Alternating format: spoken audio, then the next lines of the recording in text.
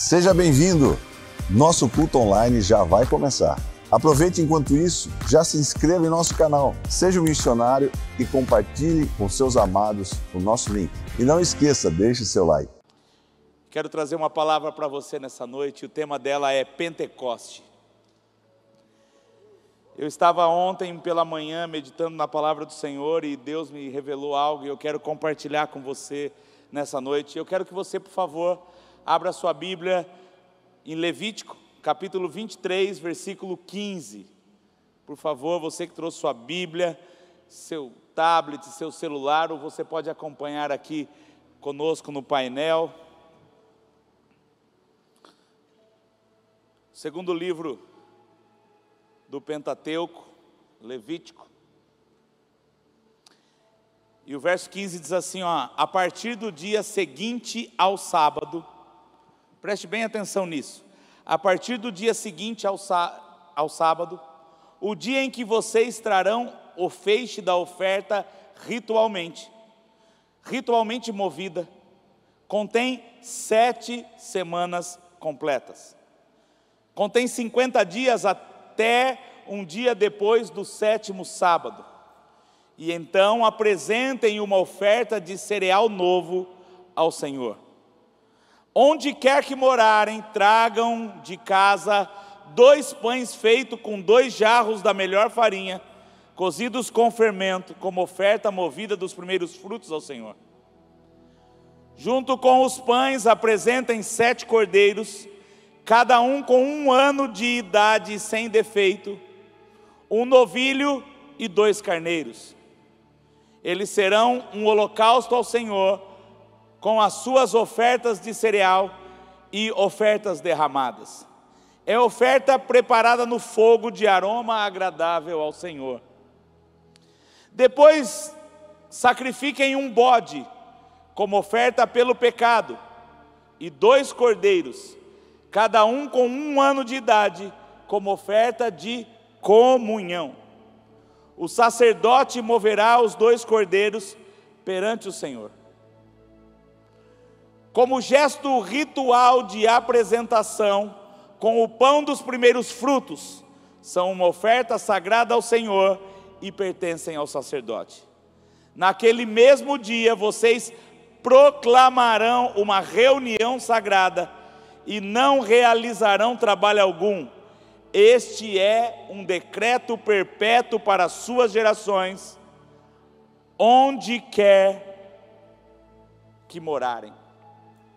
Pai, fala aos nossos corações nesta noite, que nós possamos sair daqui, Senhor, entendendo qual é o seu propósito nas nossas vidas nesta noite, em nome de Jesus, amém.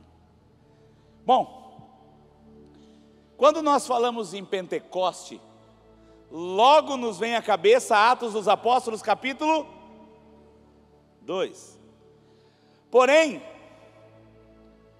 esse texto que nós acabamos de ler aqui em Levítico, capítulo... Qual capítulo mesmo? Fugiu. 23, versículo 15. Ele fala da festa de Pentecoste. Porém, nesse tempo, ela não chamava festa de Pentecoste. Sabe por quê? Porque Pentecoste é uma palavra de origem grega. E o Velho Testamento foi escrito em hebreu e em aramaico. Então ele não foi escrito em grego. Mas acontece que 300 anos antes de Cristo, até 63 anos antes de Cristo mais ou menos, muitos judeus foram para a Grécia, para conquistar a Grécia e aprenderam essa palavra. E você sabe o que Pentecoste significa? Quem pode me responder, tirando o pessoal do Águas da Serra, quem pode responder o que significa Pentecoste? Dá um grito aí. A palavra Pentecoste significa 50º dia. E o 50º dia é exatamente isso que nós acabamos de ler aqui em Levíticos capítulo 23. Existem algumas festas hebraicas do povo judeu que são importantes. Uma festa que nós comemoramos é a Páscoa, sim ou não? A Páscoa é uma festa judaica. E se você for entender a Páscoa, ela começa na sexta-feira, que é a sexta-feira do sacrifício, do Calvário. O sábado é uma outra festa, que é a festa dos pães asmos, que é a festa do sofrimento do povo.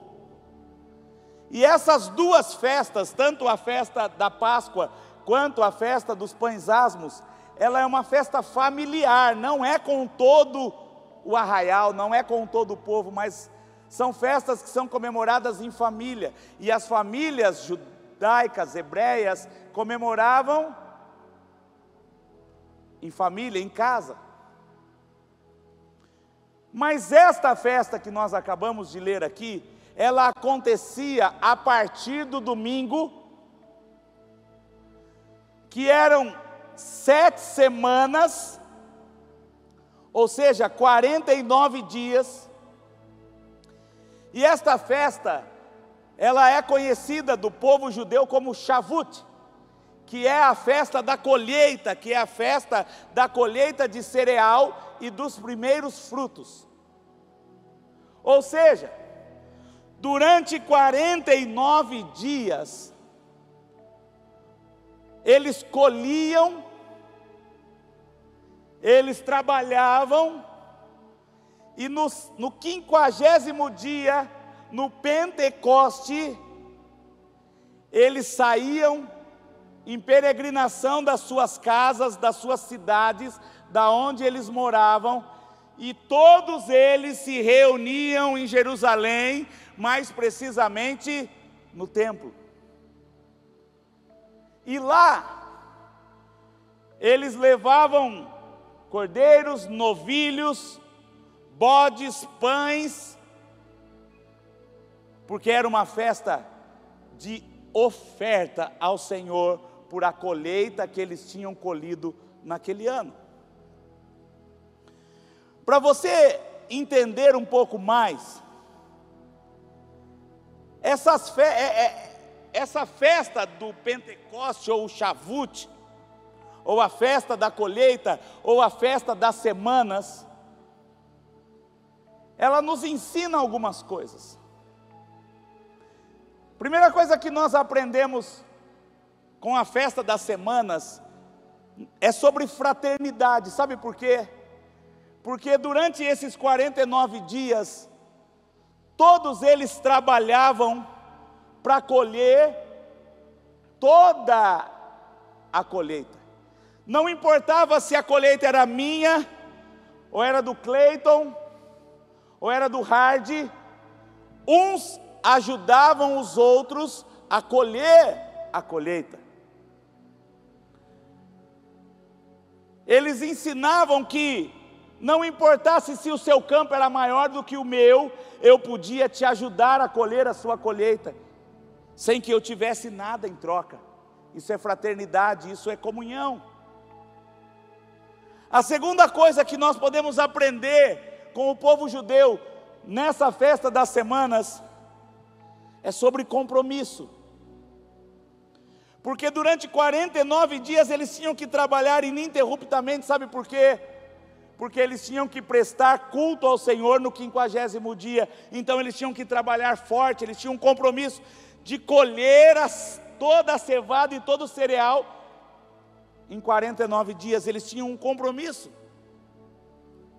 Então não importava a chuva, não importava sol, não importava se o terreno era montanhoso ou se era plano, 49 dias eles tinham que colher.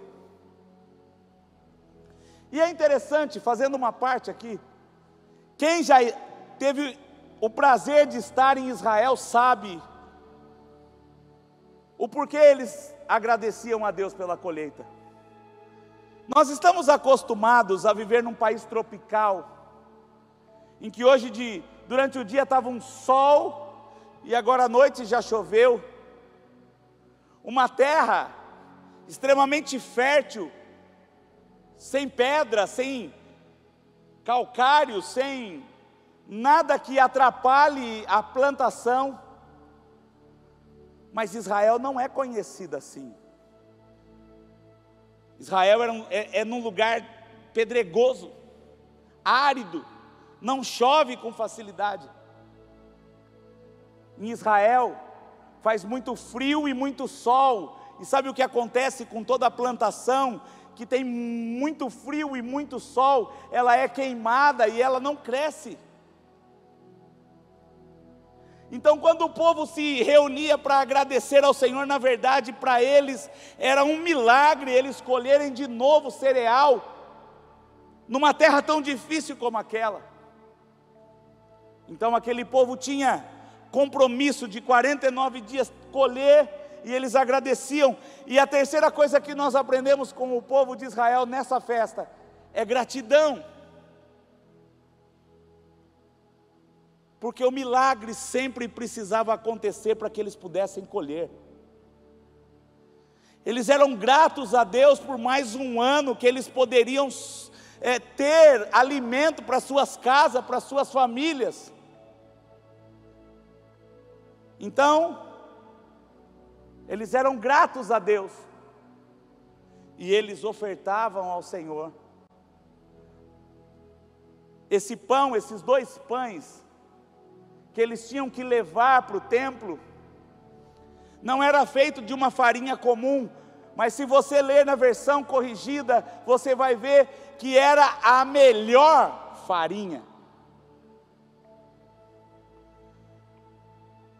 feito da melhor semente de cereal, porque Deus sempre intervia com milagre na vida de cada povo de Israel. O que eu quero dizer para você nessa noite, que se nós não somos gratos pelas pequenas coisas, Deus não vai nos levar a coisas grandes e não nos abençoar com coisas grandes. Talvez você vai falar para mim assim: nossa, como assim ser grato pelas pequenas coisas? Quem já agradeceu a Deus por estar vivo aqui? Quem já agradeceu por ter uma família aqui? Quem já agradeceu a Deus por ter um trabalho? Por estudar numa boa escola? E nós aprendemos com o povo de Israel que eles eram gratos por cada semente que eles colhiam daquela terra improdutiva. Porque Deus não faz só brotar água da rocha, mas Ele também faz brotar cereal da rocha.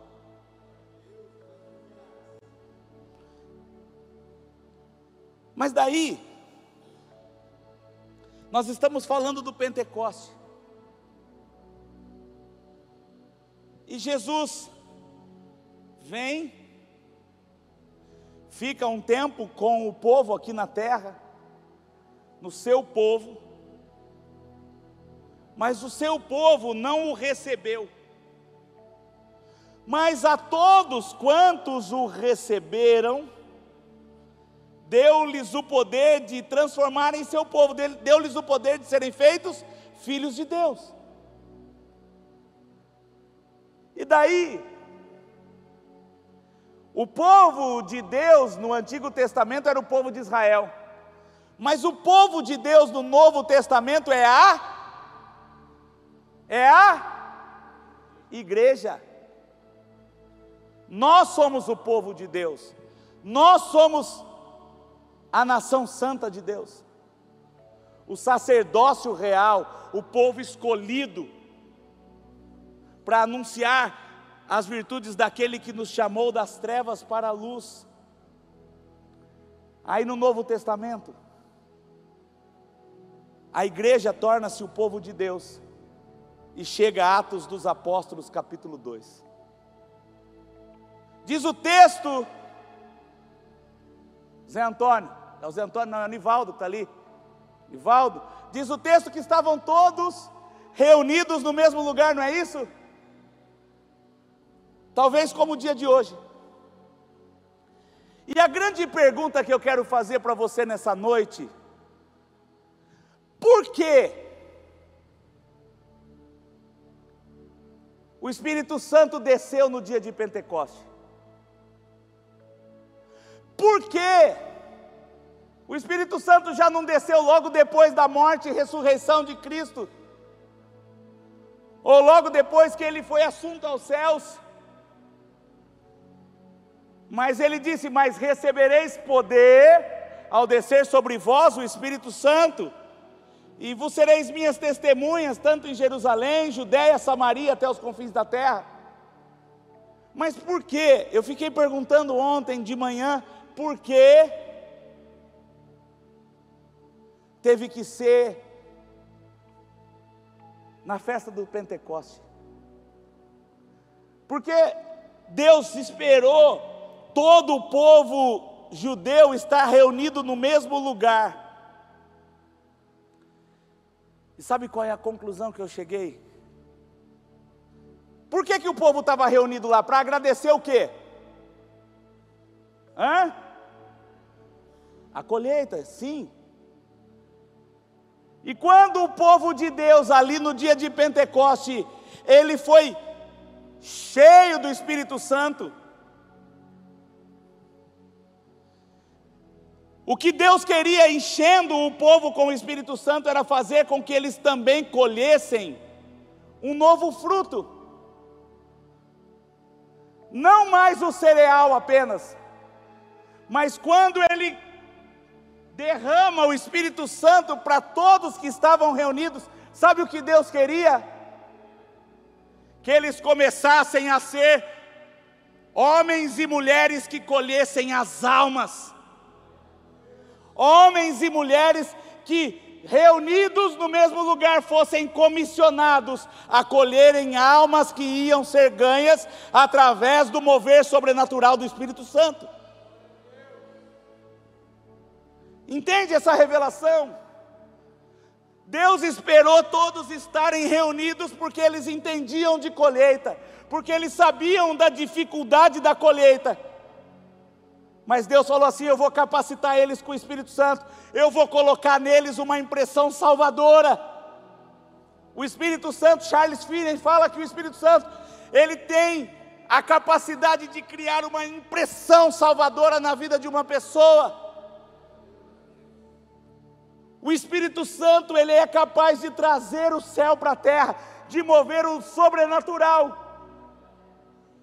E se nós queremos ganhar as almas, nós precisamos nos mover pelo Espírito. Aí ele espera todos os judeus estarem reunidos no mesmo lugar. Aí o texto fala que veio do céu um som, como de um vento veemente e impetuoso, e começou a encher o lugar onde eles estavam. E aonde eles estavam? A festa do 50º dia era feita aonde? No templo, na igreja de hoje, no templo. E o mover do Espírito veio, começou a encher aquele templo onde eles estavam. E eles começaram a falar em outras línguas, conforme o Espírito lhes concedia que falasse. E quando eles ficaram cheios, muito cheios, começaram a falar: eles estão bêbados. E Pedro se levanta e fala: como eles podem estar bêbados se é 3 horas da tarde? Mas era a manifestação sobrenatural do poder de Deus. Aquele poder que eles estavam todos ali reunidos esperando, porque Jesus havia dito: ficai em Jerusalém, até que do alto sejais revestidos de poder. E a partir daí, a partir desse poder,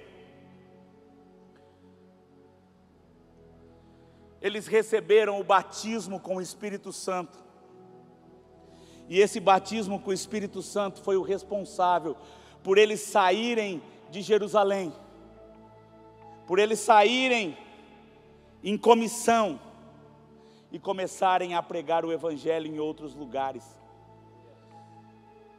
A gente vê Barnabé, Paulo, Silas, Timóteo e tantos outros, Jason, tantos homens cheios do Espírito Santo, que eles saíram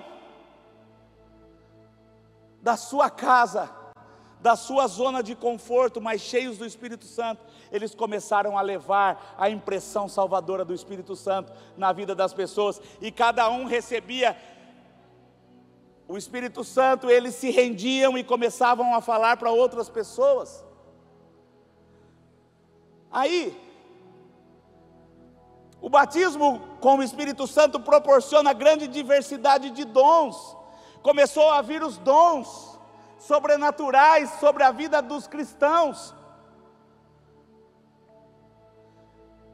Poder de uma vida santa. Começou a haver diferença de fariseu para verdadeiros cristãos, porque fariseu não vivia o que pregava, mas os cristãos viviam o que pregavam, tinham uma vida santa, íntegra. E eu pergunto para você nessa noite, o Espírito Santo está transformando a sua vida a ponto de você ser uma nova criatura, a ponto de você ser uma nova criatura, ser um cristão santificado por Cristo? O poder de uma vida de abnegação, dizer não ao seu eu, dizer não ao pecado, dizer não à vida velha, poder de uma vida de quem leva a cruz, poder da grande comissão, sabe tudo isso? Poder do amor e da proclamação do Evangelho, poder de ensinar, poder de uma fé viva e cheia de amor, o dom de línguas, o dom da inspiração, o poder da coragem moral. O Espírito Santo começou a derramar dons sobre a igreja, sobre o seu povo.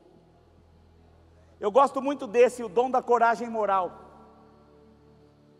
Sabe, os cristãos pregavam com ousadia, e eles tinham coragem moral de se levantar dentro de uma sinagoga e falar assim: ó, eu vim aqui falar de Jesus, aquele que morreu e ressuscitou ao terceiro dia. Eles tinham coragem moral de se posicionar contra o Império Romano, contra Cláudio, contra César. Porque esses dons em conjuntos nada mais é do que o poder do alto sendo manifesto através de cada cristão. Foi no Pentecoste que eles foram comissionados a pregar um evangelho de poder, porque antes não era um evangelho de poder, mas a partir de Jesus, a partir da dispensação do Espírito Santo para a igreja, eles começaram a ser cheios do Espírito Santo e começaram a pregar com ousadia o Evangelho. Está faltando coragem moral para muitos cristãos hoje. Sabe o que é coragem moral? É você se posicionar, mesmo que isso custe você perder seguidores. Você se posicionar, mesmo que muitos amigos deixem de ser seus amigos. Você não se conformar com esse mundo, mas você ser diferente dele.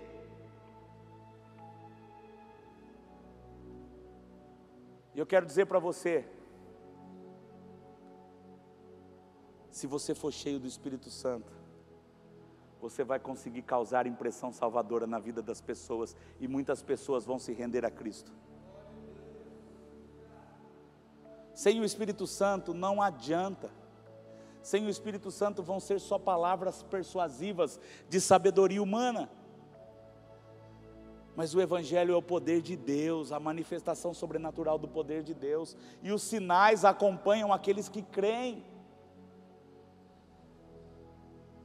Jovens, nesta noite eu quero dizer para você, que se você for cheio do Espírito Santo, você pode causar uma impressão salvadora lá na sua casa, nos seus pais, na sua família, nos seus irmãos.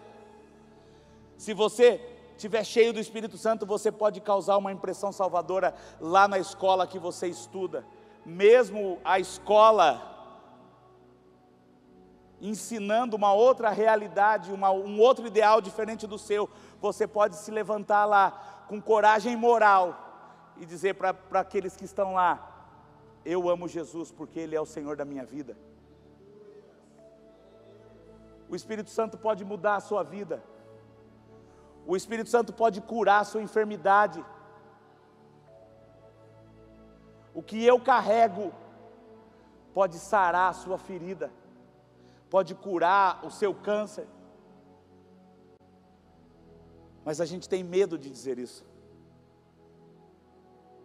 Eu sempre falo, Silas Malafaia no Descende diz que um islamista, quando ele entra na faculdade, depois que ele se forma, ele continua sendo islamista.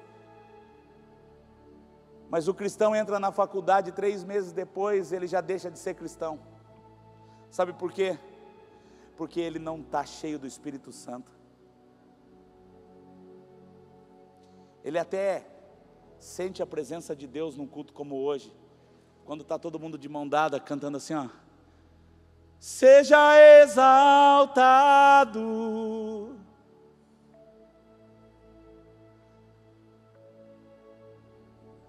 seja exaltado, não é isso? Mas na hora que vai embora, toda exaltação vai embora. Sabe por quê? Porque o pecado nos afasta da presença, nos afasta do Espírito Santo. E eu quero finalizar minha fala nessa noite aqui para você, dizendo que se você for cheio do Espírito Santo, você vai poder impactar essa cidade. Se você for cheio do Espírito Santo, você vai poder impactar a sua casa. Se você for cheio do Espírito Santo, você vai impactar a sua escola. Se você for cheio do Espírito Santo, você não vai viver uma vida de religiosidade barata, fazendo tipo dentro da igreja, mas você vai viver uma vida santa, íntegra, lavada e remida no sangue do Cordeiro, olhando as pessoas nos olhos. Recline a sua cabeça, feche teus olhos.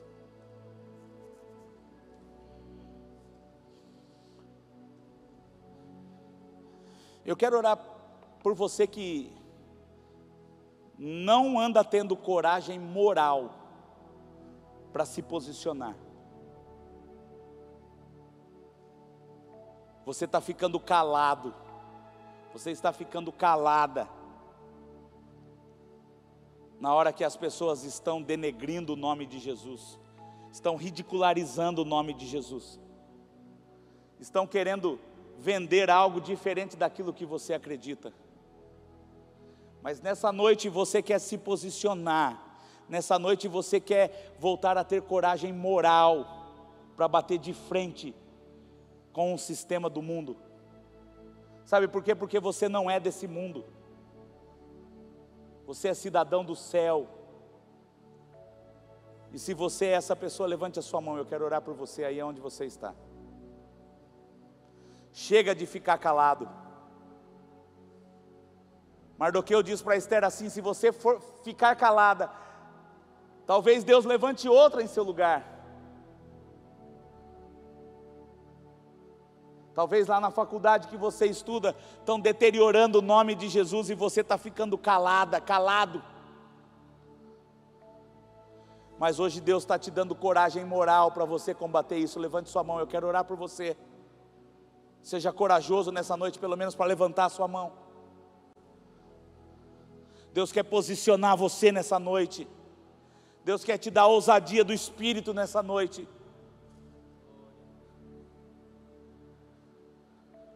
Há poder no nome de Jesus, há poder no sangue de Jesus. Espírito Santo, crie nessas pessoas, Senhor, um poder do alto para que elas possam ter coragem moral de se posicionar em momentos difíceis. Que elas tenham condições pelo Espírito de se posicionar em tempos de luta, em tempos de dificuldade. Nós cremos, Senhor, que o teu Espírito Santo é aquele que cria impressão salvadora, então que eles carreguem o teu Espírito aonde eles estiverem, para que eles possam causar uma impressão forte, salvadora na vida das pessoas. Que eles não sejam mais religiosos, Pai, mas que eles vivam pelo teu Espírito, que eles se movam pelo teu Espírito, porque todos que são guiados pelo teu Espírito, assim são verdadeiros filhos. Em nome de Jesus, Pai, visita o teu povo e abençoa essas vidas em nome de Jesus. Amém e amém. Aplauda Jesus. Aleluia.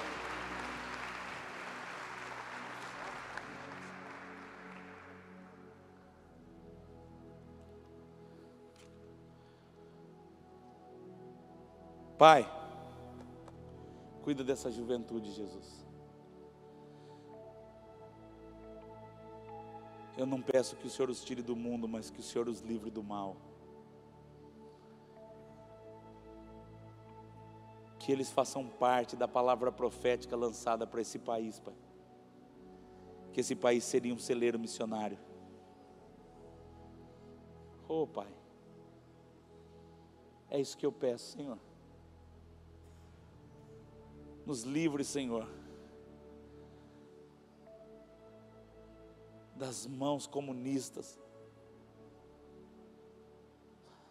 das mãos socialistas. Que nós sejamos uma nação cujo Deus é o Senhor. Nos dê coragem moral para lutar contra isso, Senhor. Nos posicionarmos como igreja, Senhor. Não tem a ver com homens, nem com nomes, Senhor, mas contra principados e potestades, Pai. Nos dê coragem moral para se posicionar, Senhor, como igreja.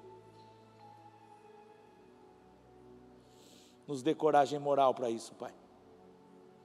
Em nome de Jesus. Amém e amém. Espero que essa mensagem tenha falado ao seu coração. Tenho 2 sugestões para você assistir. Acompanhe aqui as nossas mensagens e aproveite e clique para se inscrever. Deus abençoe você grandemente, em nome de Jesus.